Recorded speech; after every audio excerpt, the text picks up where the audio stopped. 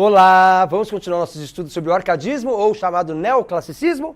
Vamos lá então? Você vai prestar bastante atenção e vai fazer o módulo 9, o 10 e o 11 com carinho. Por quê? Porque são dois poetas que vão ser citados no Romanceiro da Inconfidência da Cecília Meirelles, que cai na FUVEST. Então você precisa conhecer um pouquinho do Cláudio Mário da Costa e um pouquinho do Tomás Antônio Gonzaga.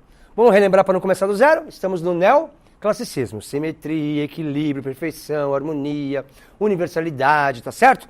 Forma, racionalidade e 3 palavrinhas chaves. 3 marcas, né, chaves? Carpe diem, bucolismo, aquele lugarzinho bucólico, bonitinho, fofinho, e o nosso pastorialismo. Pois bem, meninos, cuidado com isso, hein? Quando eu falo Minas Gerais e o ciclo do ouro, a sua cabeça vem o barroco, e está corretíssimo. Todas as outras artes, Minas e ouro, barroco, menos a literatura. Para nós a literatura já é arcadismo, porque barroco para nós é Bahia e açúcar. Gregório de Matos, tá certo? Então, enquanto o Gregório está lá na Bahia, no açúcar, aqui a gente já está no arcadismo. Marcelo, por que é assim? Porque a literatura é a arte de quem sabe ler e escrever. E quem sabe ler e escrever, até o final do século XIX, é sinônimo de rico. Então, enquanto os ricos foram para a Europa, em Coimbra, e trouxeram o arcadismo, as pessoas mais simples ainda estão no barroco. Estão atrasadas. Você sabe, né? Os grandes artistas do barroco brasileiro são afrodescendentes. Os escultores, os pintores, os músicos, quase todos os artistas eram negros, portanto pobres. Então eles estão no barroco ainda, enquanto os ricos foram para a Europa e trouxeram, anteciparam o arcadismo, certo? Olha lá, a bandeira de Minas, Tiradentes. Muito bem.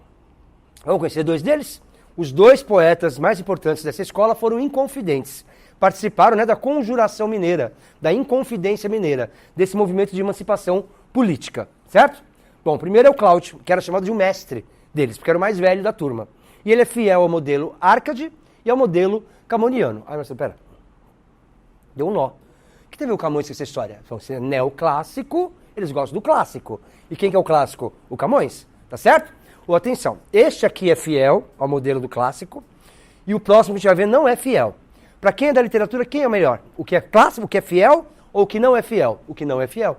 Por quê? Porque é aquele que não fica na caixinha, que já serve, que, né, vai antecipar a próxima escola. Então o Cláudio é bom poeta, mas não é o melhor dos Árcades, tá certo? Como cai o Cláudio sempre? Sempre a mesma maneira, né?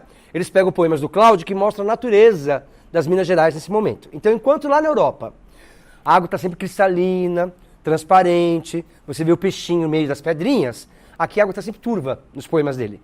Está suja, está barrenta. E aí a pergunta clássica, por que neste momento histórico as águas estão turvas em Minas Gerais? Por causa do garimpo, por causa da mineração, certo? Olha lá. Interessante, né? A história do Cláudio. O Cláudio foi encontrado morto dentro de uma cela, enforcado. E diz o governo português que ele se matou, tá certo? Mas a gente acredita que na verdade foi, né, um assassinato. Tranquilo? Muito bem. Isso é interessante, né? A Inconfidência Mineira nos faz refletir. Isso está no Romanceiro da Inconfidência. Todos os que eram ricos, com exceção do Cláudio, se deram bem, né? Ou foram mandados para o exílio, ou alguma coisa aconteceu, eles conseguiram escapar. Quem que virou o bode expiatório? O mais pobre de todos, que era o Tiradentes. Só ele que foi esquartejado e morto. Tranquilo? Muito bem. Tomás Antônio Gonzaga, o famoso Dirceu da Marília, né? Olha lá. Sua musa chama-se Marília e o seu pseudônimo é o Dirceu. Ele tinha mais ou menos 40 anos, se apaixonou por essa moça que tinha 15 na época, e apesar dele não ser pobre, ela era mais rica do que ele, e a família não queria o casamento. Lutaram, ficaram noivos. A vaquinha faz mumu, o passarinho faz piu-piu, a aguinha cristalina.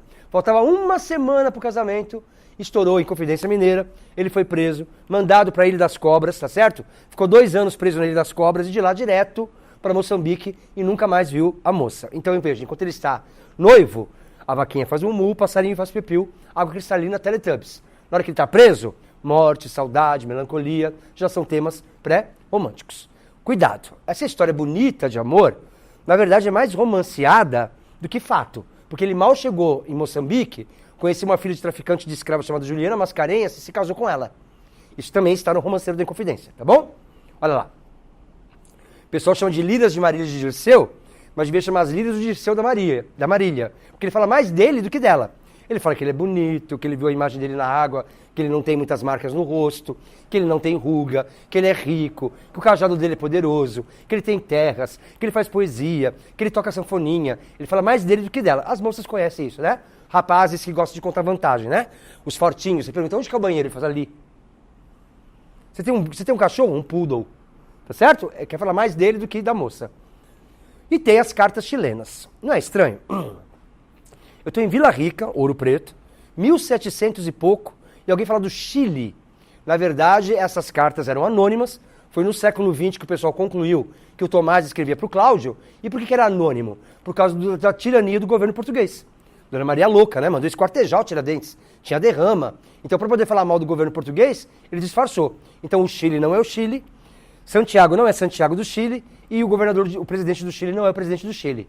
O Chile é Minas Gerais, Santiago do Chile é Vila Rica, Ouro Preto, e o governador, né? O presidente do Chile é o governador mineiro, que era chamado de Fanfarrão Minésio. Ou é só um retardado que não perceberia. Concorda? O presidente do Chile chama Fanfarrão, o palhação das Minas Gerais. Então, que interessante, né? Olha lá. O desejo de liberdade política, em confidência, levou à ruptura literária. Por isso que o arcadismo brasileiro é diferente do arcadismo português, porque não faz sentido, né? Se os dois poetas querem a emancipação política de Portugal, também tem que desejar na sua obra de arte uma emancipação artística. É por isso que o nosso arcadismo tem características diferentes do arcadismo português. Estude esse módulo, que vai te ajudar bastante com o Romanceiro da Inconfidência para a FUVEST. Um abração, tchau, tchau. Olá, pessoal. Primeiro te parabenizar, né? Que você continua aí fazendo seus estudos firme e forte. Ô, sério, a televisão, para de ficar ouvindo só notícia ruim, morte, contabilizando essa roleta da morte, tá certo ou não? Vamos pensar em outra coisa, vamos distrair a cabeça um pouquinho e continuar seus estudos para alcançar o seu objetivo, que é passar no vestibular. Hoje nós vamos falar do neoclassicismo. Ou vão lembrar? Eu fiz com você trovadorismo na sala, humanismo, fizemos então o classicismo, o barroco, o módulo 7 e 8, quem vai te dar é o Fernandão. Quando ele falar do Gregório de Matos. Então eu não vou falar do barroco com você. Nós vamos lá para o módulo 9, 10 e 11, que é o neoclassicismo. Que bom, né? Porque a gente acabou de falar do classicismo. Então olha lá, vamos relembrar? Classicismo. Mis, Fla-Flu, estátua grega. Mis, 90, 60, 90. Harmonia, equilíbrio, perfeição, simetria. Fla-Flu, eternidade, universalidade. E a estátua grega, forma e razão. Lembra? Mas é neoclassicismo. Se é neo, tem que ter alguma coisa nova. O que é o novo? O fato histórico que gerou. Lembra? Nós estamos no iluminismo. Olha lá o iluminismo. Tá vendo? É o século das luzes. Aquele bando de escritor francês. Rousseau, Diderot, Montesquieu, D'Alembert, Voltaire, o inglês chamado John Locke, né? Que vão valorizar a razão e vão fazer a tal da enciclopédia. O que era enciclopédia? Se você tivesse em casa a enciclopédia e a lesse, ali teria todo o conhecimento humano necessário para você ser um cidadão pleno. Tudo bem? E aí aconteceu óbvio, né?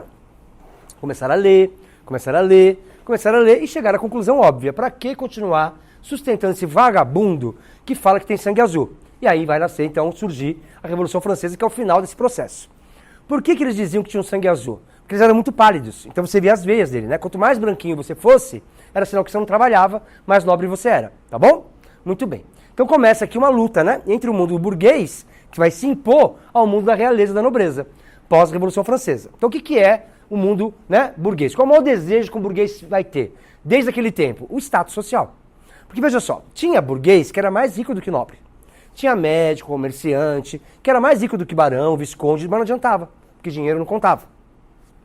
Tinha burguês que era mais inteligente do que nobre. Quem é que fazia faculdade para ser médico, advogado, contador? Burguês. Então veja, se você não tinha o status, tá certo, do reconhecimento cognitivo, da inteligência, se você não tinha o status do dinheiro, qual o único status que sobrou para eles nesse momento histórico? O artista. Então o que acontece? Se eu sou um grande pianista, se eu vir um cantor lírico, se eu vir um grande pintor, quem dava valor para a arte? A nobreza. Então eu passo a ser aceito pela nobreza. Professor, agora deu uma confusão aqui, peraí. O burguês é contra a nobreza ou a favor da nobreza? Agora eu estou confuso. Então, o professor de História vai te dar as razões econômicas, sociais e políticas da Revolução Francesa. Eu sou professor de gente. Vamos falar de papo reto? Um dos motivos da Revolução Francesa chama-se inveja. O burguês ele nunca quis derrubar a nobreza, ele queria ser da nobreza. Por isso não é uma revolução perfeita. Porque, na verdade, o que ele queria, no fundo, era ser aceito pela nobreza. Olha lá. Então, um exemplo de ter um status artístico é participar das Arcádias. Da onde veio o nome? Arcadismo. Olha lá. O que são Arcádias? É um grupo de poetas que estabelecem regras de como fazer poesia.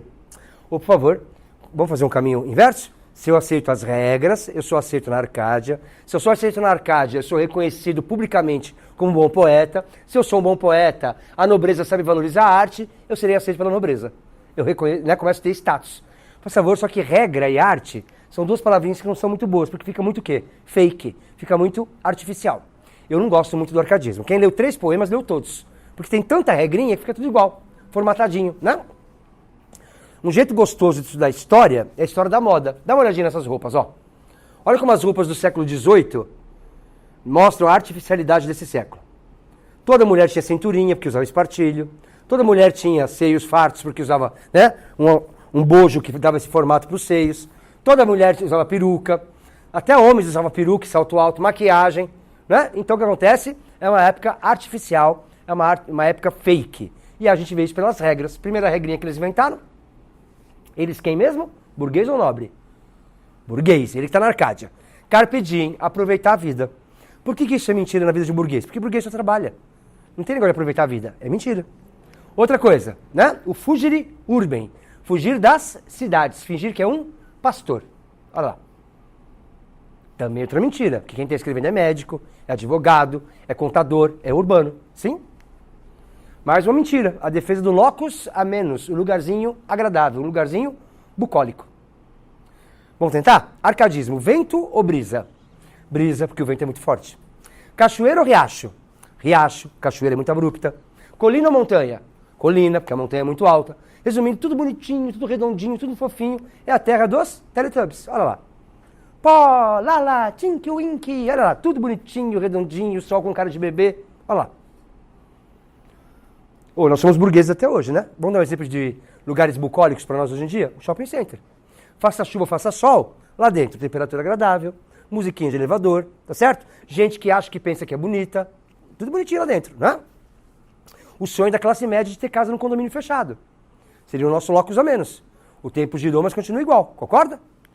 Muito bem, mas não tem só essas 3. Então vamos lá? Se você responder, se você colocar pastoralismo, carpe diem e bucolismo, isso responde sempre qualquer questão de poemas do arcadismo. Mas há outras características. Olha lá.